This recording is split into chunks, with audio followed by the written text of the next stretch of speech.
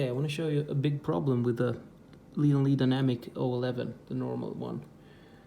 Here is a USB port, header on the motherboard for the front panel USBs, and the connector looks like this. So it's quite large, and that means when you fit fans at the bottom here, the port, it's blocked. You cannot install it, and that's quite annoying. But I found a solution, so I bought these little extension cables, which I'm going to mount now. So I have to pick out some fans and perhaps even the GPU, but then I can connect this one, bend it, get it to the back side, and then I can finally connect the front header. So these ones are quite cheap. I found them on Amazon, I think it was. So something worth thinking about. If you're going to mount things in the bottom of this case, you might block something on your motherboard.